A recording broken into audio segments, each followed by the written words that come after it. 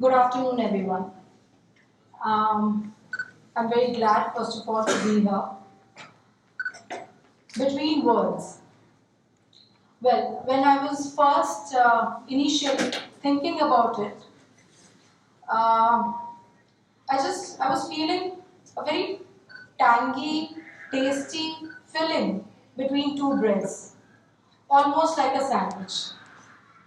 I really felt it because I really love sandwiches on first place.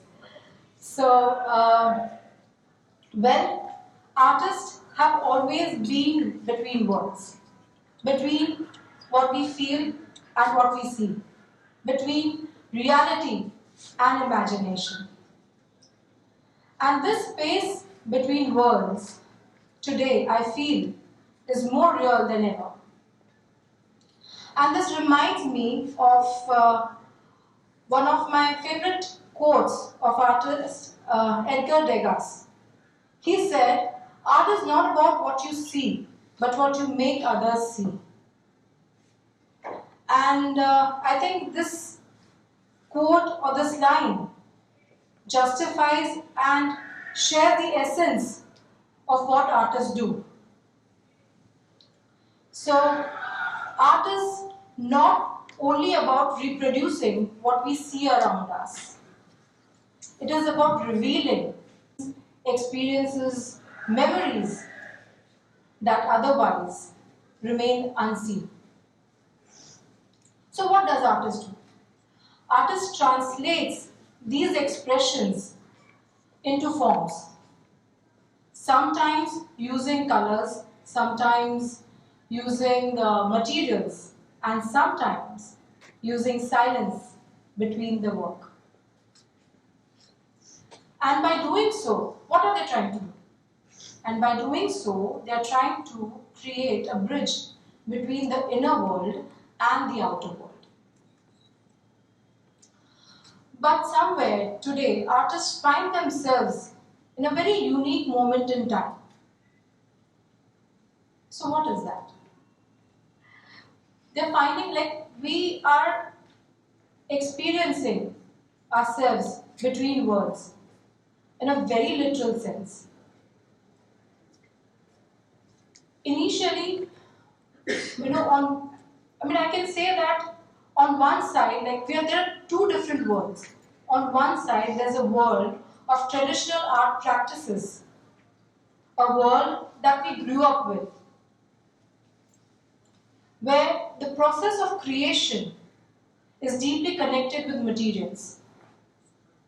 In fact, in my own art practice, I've been working with surfaces, layers, and fragmented materials. The process is slow. In fact, my work, it takes time to reveal itself. It requires immense patience. And with this, I feel that the relationship between the artist and the material is also so important.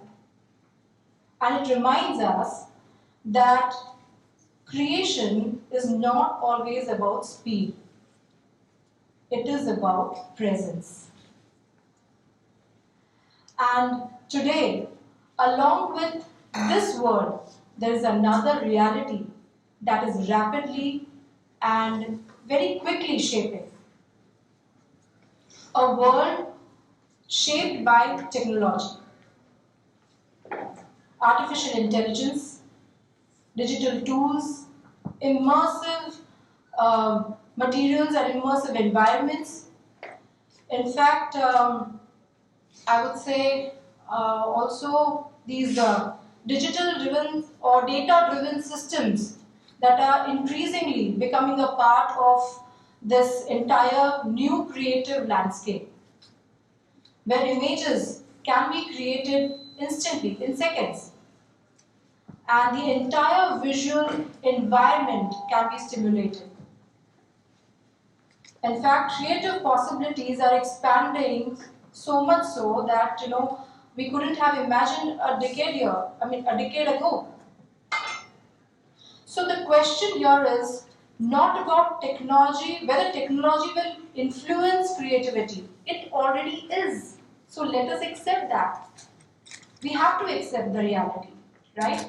But the main question here, even for the artist today is, or any creative person today is, how to find a balance while embracing new possibilities, new opportunities that are around there.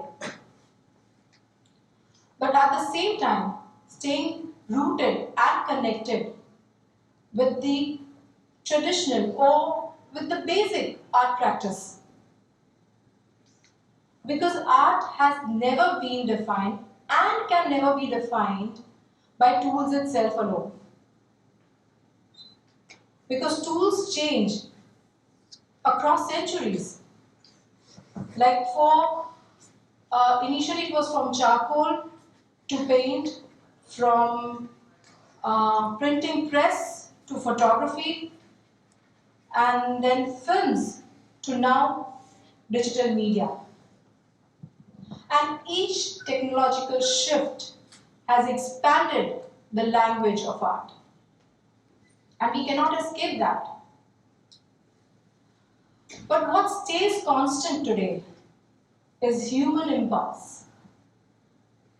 Because with this human impulse, it gives the ability to observe, to reflect, and to express, which is extremely important. So while technology is there, we need to embrace the technology. We cannot run away from them. But there will be a question, and I think it's going to be an ongoing journey for all of us to see what and how and in which ways we can do that. Because we cannot, technology has its own amazing points as well. Because of course it is about patience, but at the same time it gives us so many opportunities and possibilities to look up to. But as I said, creativity needs human sensitivity. So that is something that we cannot ignore and we should not ignore. So while technology will generate images, the meaning still comes from human perception. So my dear friends, what I feel is that both need to go hand in hand. And we have to learn to adjust, and we have to grow together. Because now artists are no longer only creators. They have become, or they are becoming, navigators between the worlds. Because we are also in between. I said as if it almost felt like a sandwich. But it's a very tasty and a tangy one. So it all depends on us as well, our perceptions as well. Because as I said, ultimately it's about human perception, right?